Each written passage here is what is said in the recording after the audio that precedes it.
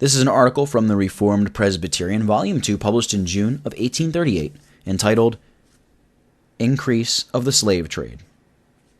The following extracts are from a speech lately delivered by Lord Brougham in the British Parliament on the nefarious traffic technically called the slave trade. Men, women, and children were thus thrown overboard without remorse, and in numbers proportioned to the distance which the pursuing ship might be gaining on him. The slaves were thrown over with the fetters placed on them before they were brought on board, fetters which were considered necessary, first, for the protection of the crew against the multitudes of the slaves, and also to prevent attempts at suicide to which the slaves were ever ready to resort if an opportunity presented itself on their voyage.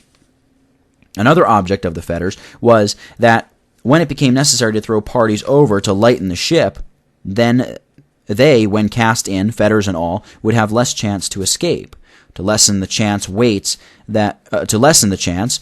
were sometimes added for the Negro with the Herculean strength which he generally possesses, and from that facility of swimming, which gave him a sort of amphibious nature, could easily, if left to his own unfettered exertions, support himself in the waves until the pursuing schooner came, and, if taken on board, would prove a most important witness against those who had torn him from his native home.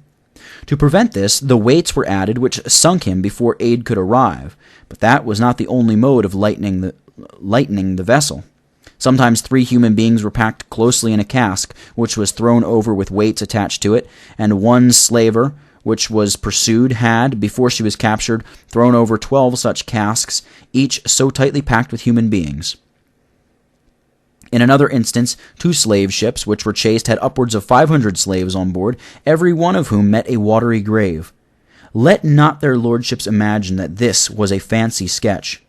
It was unhappily a detail of facts which he had received from a gallant officer who was for some time a commodore on the Western African station. But he had not yet stated all. The sharks seemed to know this scene of bloodshed, and it was a fact, stated to him on the same good authority, that they followed the slave ship from the port, and the track of that ship could be traced across the Atlantic by the blood of her murdered victims, hurled into the ocean to facilitate the escape of the vessel from its pursuers. He knew that at one time there were in 1 year, 1835,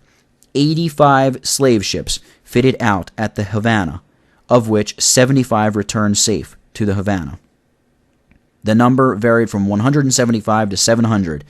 this average giving 28,000 imported into the Havana in the year 1836, after the dreadful treatment to which these slaves were subjected, and which he had detailed to their lordships, and the risks which they ran of being thrown overboard in chase. They were, horrible to relate, 500 in one vessel, and 780 in another.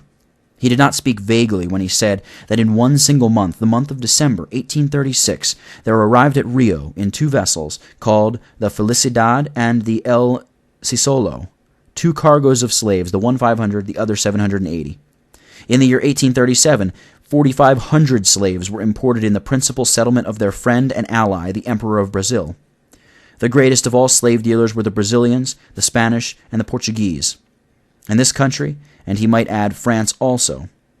and the full knowledge of the fact, still continued quibbling with them about the construction of treaties, and endeavoring to obtain from those courts the right to search the ships, suffering all this time those dreadful enormities to be perpetuated, when they would not allow for 1 hour a common pirate to pollute the great highway of the seas, even though the flags of these nations protected him.